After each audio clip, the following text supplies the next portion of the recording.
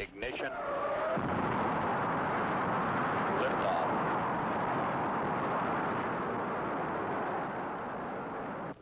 Lift flight clock start. 163908. This looks good. Flight. Roger, booster. Roger, clock start. Fuel pressure running a little high. Roger. Roger. Stand. How's it looking, guidance? It's looking good, flight. Roger. Go, Fido. Slightly low, no problem. Roger, Fido. How about you for stage tanks? Tanks are go for staging. Roger, Capcom, we're go for staging. Staging. Roger, staging. How's our thrust look, booster? That thrust is looking a little high, flight. Roger. Okay, no status check, booster. Go. Retro. Go. Fido. Go. Guidance. Guidance, you go. Stand by one, flight. Surgeon. Go. Ecom. Go. GNC. Go. How do you stand, guidance? I go, flight. Roger, Capcom, we're go. Early shutdown. We have a Seco here, flight. Roger. Shut down. Flight Fido, we had cut off. Stand by. Roger, Fido. Standing by for heavy ice. Right, heavy ice coming over 300 feet per second. 7295. 72 is 2, Flight 4, Fido, we're no-go. Roger. Standing by. Capcom, we're no-go. Way low. Capcom, we're no-go. Roger, you are no-go, no-go. Retro, you got a time here? Roger, flight, area Charlie at 9+20. Fall angle on the retro, 7 degrees. Recovery for Roger, flight. 7 on the retro. flight. We're in Roger, we had 180 degree attitude. 4 here, and we're have the going double eastern side. for area Roger. Charlie. We'll be retro firing at 9+20. Roger, flight. Can you give me some weather and access times in that area, please? No swells, and your call sign Rescue 1, the destroyer is the low. 5, 4, 3, 2, 1. Retro fire. Roger, fire 1. Rocket 2.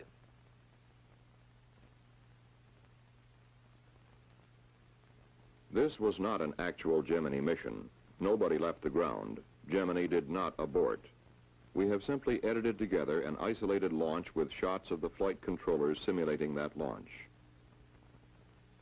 The flight was simulated from an adjacent room in the Mission Control Center, Houston, and like many other things in the space age, flight simulation is done by computers. The primary and backup crew for Gemini 8 will undergo 11 days of such simulated flights before launch day, March 16th. Early in the program, experts sit down and analyze the Gemini 8 flight. They know it is a 3-day mission. Its primary purposes include rendezvous in space with an Agena target vehicle, the first docking in space, and a 2-hour spacewalk by pilot David Scott. The experts then devise problems that could occur, some simple, some quite challenging. They feed these problems into a computer and sit back and see what happens, perhaps with a little glee. At any rate, the crew in the simulator and the controller at the console are given the problem. Both must respond correctly. About 90 problems will be run for the Gemini 8 mission. On the schedule are 2 days devoted to the Agena target vehicle, 4 days devoted to network simulations, and 2 days scheduled for running re-entry simulations, including emergency re-entries. 11 days of problem solving. Most probably none of them would turn up during the flight. But if one should, the crew and the 5,000 people in the ground network that support these 2 men would be ready. Several days before Gemini 8 will leave the ground, the USS Boxer steams toward the primary recovery zone where the mission will normally end. It begins training its complement of officers and men in recovery operations. Instead of launching amphibious strike missions, the Boxer now launches helicopters for search and retrieval of astronauts. On board is the commander of the Western Atlantic Recovery Forces, known as Task Force 140.3. 2 ships, 6 helicopters, and 6 aircraft are assigned to this task force. All 5 manned Gemini flights to date have been recovered as planned in the primary zone. Still, 10 more ships, 54 aircraft, and 5,000 additional men will be deployed at different stations around the world for recovery. There are 9 other planned landing areas lying within the 3 major zones of the Eastern Atlantic, the Mid-Pacific, and the Western Pacific. In the Western Pacific, the USS Leonard F. Mason, a destroyer, begins exercises on the retrieval of a boilerplate model of the Gemini spacecraft. The Mason will cover 3 landing areas within Zone 3. It will be backed up by aircraft from Okinawa and Japan. The chief difference between the primary area where the Boxer is stationed and a secondary area such as this is the comprehensiveness of coverage, the number of aircraft, ships, and recovery specialists on station. In addition, a special launch abort area covers the landmass and immediate offshore areas at Cape Kennedy. Recovery teams go out before the astronauts enter the spacecraft in case of an ejected abort from the launch pad or shortly after liftoff. There could be more extreme contingencies. The emergency might be such that a spacecraft could not land in a planned landing area. In a dire emergency, the command pilot might have to fire the retro rockets and come right down. Bare statistics come into play here. The world is 70% water and 30% land. The odds are strongly weighted toward a water landing. Aircraft are stationed at 12 points to locate the spacecraft in this emergency. Any commercial shipping in the area might then be called for assistance to pick up the astronauts. Freighters, oilers, tankers, any ship with heavy hoist equipment could also take the spacecraft aboard. If the crew comes down over land, they would use the ejection seats, leave the spacecraft, and land by parachute. Astronauts have not only a complete survival kit to sustain them, but they are trained to live off the land, even desert and jungle. Whether Gemini comes down over water or land, recovery is planned and coordinated by a NASA team of specialists. They set up the requirements for a mission and work closely with the Department of Defense. DoD then commits the necessary ships and aircraft to do the job. The DoD manager for manned spacecraft support directs worldwide recovery forces. He is in contact with 2 main elements under his command, the Atlantic Recovery Control Center, Cape Kennedy, and the Pacific Recovery Control Center, Hawaii. The red telephone puts him into direct contact with the highest levels of the Department of Defense for further assistance. But all of this, the red telephone and the contingency aircraft off Pago Pago Island, South Pacific, seems remote on the 16th of March. The crew is entering their spacecraft for what has every sign of being a normal flight. At the same time, on Launch Complex 14, the Atlas Agena count is only 25 minutes from liftoff. The Gemini mission is largely based on a successful orbit of the target vehicle. The Agena count has no holes. Right on the nose at 10 o'clock Eastern Standard Time, the Atlas launch vehicle ignites.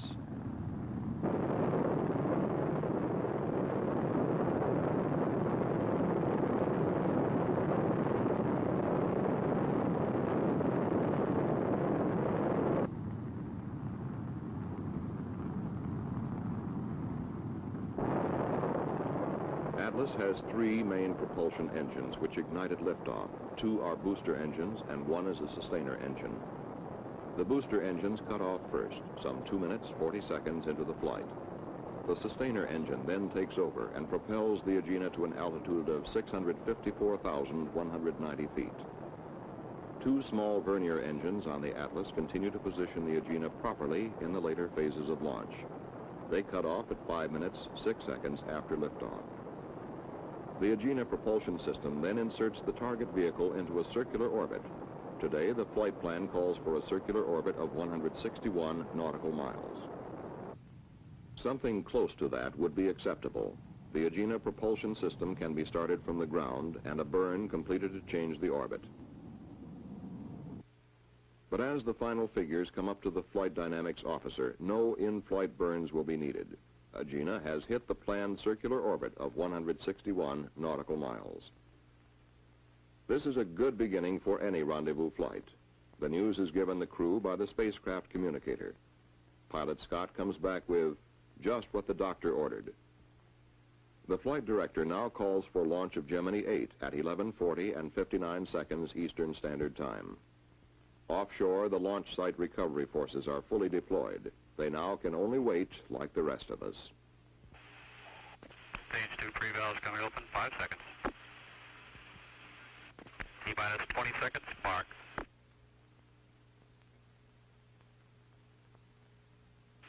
10, 9, 8, 7, 6, 5, 4, 3, 2, 1. Ignition. Liftoff. Roger, clock, Gemini.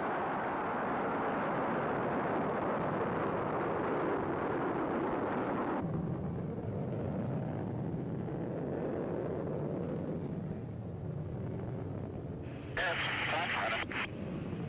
We got a roll program. Roger, roll. Good liftoff, 8. Second hit. Roll is in. We have a pitch program. Roger, pitch program. The liftoff came as Flight Director Hodge had requested, 11:40 and 59 seconds.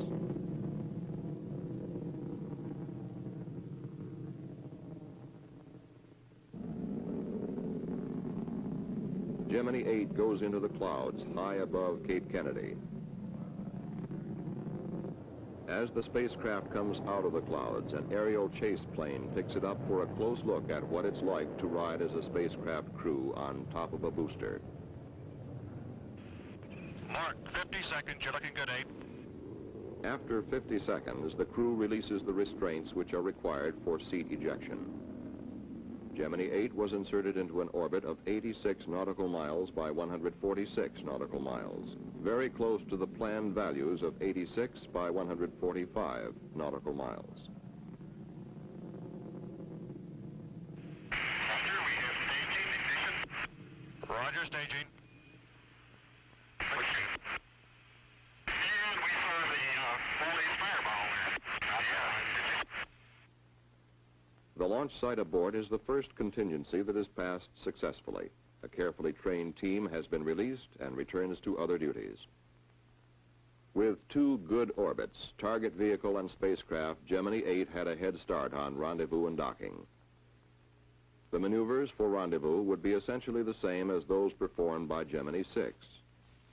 So fast does the space program accelerate that rendezvous was the primary objective of Gemini 6 in December. But 3 months later, it is March and rendezvous almost seems routine. Everyone is focused more on docking, everyone except those who fly the mission. Then you take things step by step. This is Gemini Control Houston. About 2 minutes ago, Neil Armstrong called in over Tananarive, and he was able to confirm at that time that radar lock had been established. Roger, do you have solid radar lock on with the Agena, over? That's affirmative. We have solid radar lock. Just a second, I'll give you our current range. Roger, thank you. Sounds good. We're indicating 158 miles range and elevation of about 4 degrees. After radar lock-on, the crew will circularize their orbit inside that of the target vehicle.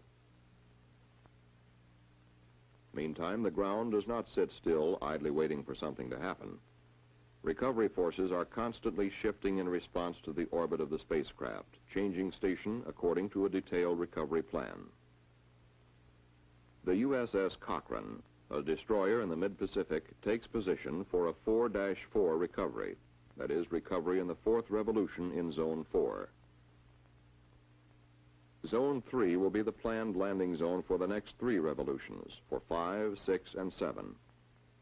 After that, Gemini 8 will not be over a planned landing area again until the 10th revolution.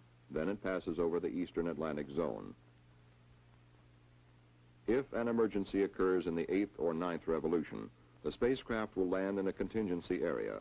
Recovery is supported there by aircraft and available commercial shipping. But right now, much of this seems academic. The crew has other business. Okay, we've got a visual on the Agena at 76 miles. Roger, understand. Visual, Agena 76 miles. Hello, Houston. This is Gemini 8. We're station keeping on the Agena at about 150 feet. Way to go, partner. You done it, boy. You done a good job. Do the thing. Boy, look at that sucker. Yeah, That's beautiful. See the dipole? Do I ever? I see everything on that fella. Man, that's great. Man, that is really slick.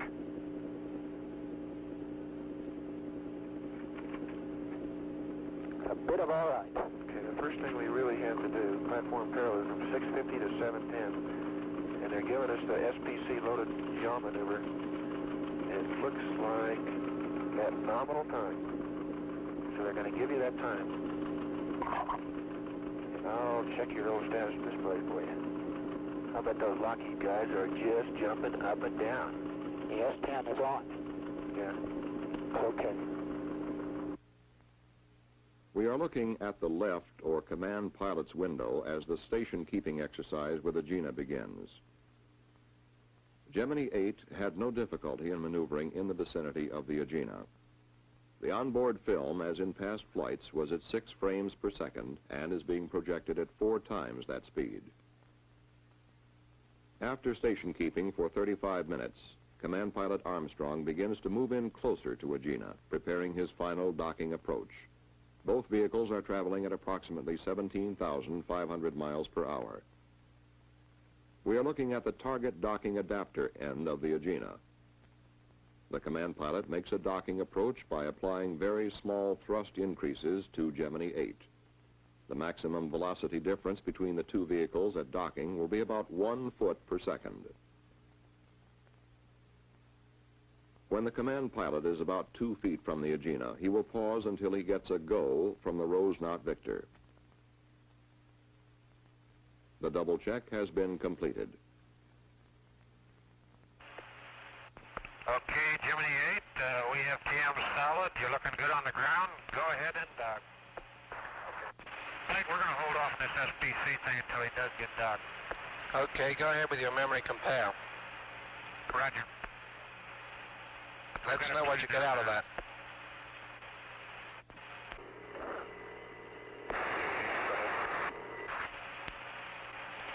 Flight, we are down. That was it. 2 vehicles dock for the first time in space. Shortly after docking, the crew was slightly surprised when Jim Lovell, the spacecraft communicator, checked in with this caution. Roger, 8, reading you loud and clear. I have some information for you. Ready to copy? Stand by. What kind of information is it? If you run into trouble and the attitude control system of the Agena goes wild, just send in command 400 to turn it off and take control of the spacecraft. Did you copy that? Roger, we understand. It was a routine check. You punch 400 into the onboard computer. This automatically turns off the attitude control system of the Agena. If the problem is Agena control, that ends it. Minutes later, Gemini VIII passed out of communications range beyond the island of Madagascar. The crew was preparing to begin a series of docking exercises. And the Mason was between stations. It had left 5-3 and was headed for a 6-3 recovery zone. Since we were in the 5th revolution, the retrofire experts were routinely updating their retrofire times. These are usually planned for 6 revolutions ahead and stored in the onboard computer. It was about this time that Jim Lovell almost qualified as the space prophet of the year. For 7 hours after liftoff and 27 minutes of normal docking, an excessive yaw and roll motion occurred. The crew punched up 400, but the trouble was not in the Agena. Unable to find an immediate answer, Mr. Armstrong undocked. The roll rate continued to build up, reaching about 1 revolution per second. Struggling to regain control, Mr. Armstrong was forced to fire the re-entry thrusters and gradually reasserted control over the spacecraft. Neither crewman experienced any loss of orientation. Gemini never approached a critical structural strain. Once the re-entry thrusters are fired, there is the possibility of fuel leakage in orbit, leaking of fuel essential for re-entry. The flight had been highly successful through 27 minutes of docking, but final action rests squarely on the shoulders of this man, the flight director. A decision came quickly. Fuel readings were too low. Abort. That was the first decision. Others follow. Where do we recover? A stream of facts flow into Flight Director Hodges' console. Exact orbital position. Weather in the Pacific. Available daylight in recovery zones. And the whereabouts of the USS Mason. A destroyer which had repetitiously practiced picking up a boilerplate model of Gemini in the waters of the Pacific came into its own. Millions of people suddenly learned that it existed. With Gemini stabilized in flight, there were several advantages to delaying re-entry for another orbit. The retrofire officer would have an exact reading on retrofire times, and the crew could prepare for re-entry, and aircraft could be on station at splashdown. This is the way it would be. The NASA coordinator leans over toward the DoD console. We want to recover in 7-3. The DoD manager immediately punches the button which puts him in contact with Pacific Recovery Control, Hawaii. Hawaii alerts the captain of the Mason. He swings around and heads for 7-3, making 30 knots. Search aircraft scramble from Okinawa. They will be over the predicted landing point 10 minutes before the spacecraft splashes down. As Gemini 8 begins its 7th and final revolution, weather is excellent in the splashdown area. The crew is busy. The command pilot has time for only this brief reflection. I'd like to argue with them about going home, but I don't know how we can. That was all. Gemini 8 sweeps past Ascension Island. Retrofire will come up over Kano, Nigeria. Air-to-ground communications are broken, but the rockets fire right on the nose. The crew begins their descent through the atmosphere. This is the view they will see for a long time, the high peaks of the Himalayas. After these forbidding mountains, the sweep of the Pacific will look friendly and hospitable. Waiting for Gemini 8 are rescue aircraft circling in the landing area, ready to pick up an electronic signal from the spacecraft. 2 aircraft from Okinawa were originally assigned here, but 5 others were quickly alerted and added to the recovery team. When Gemini 8 is only 3 miles away, a C-54 catches sight of it on the main landing parachute. After that, landing is almost routine, and Gemini 8 landed within 2 miles of the predicted impact point. The first pararescue swimmer in the water is Airman First Class Neal. Airman Neal is a veteran of combat rescue work and a good man to have on your side. He was quickly followed by 2 other rescue swimmers. It was early afternoon in the Pacific, but almost 11 o'clock at night in the Atlantic, where the USS Boxer had waited. The Mason, 3 hours away at splashdown, reached the area at 3:17 p.m. local time. Crew and spacecraft, both in good shape, were soon aboard. Within 72 hours, NASA scientists would pin down the source of trouble. A short circuit in the wiring of the number 8 yaw thruster had caused it to fire erratically. The possibility of this failure recurring is slight, but a master switch has now been added to the Gemini spacecraft. The crew can throw this switch and cut off all power to the attitude thrusters in any future flight. Once the difficulty was corrected, we could take time out to realize that Gemini 8 had brought us closer to lunar exploration by demonstrating the first successful dock in space.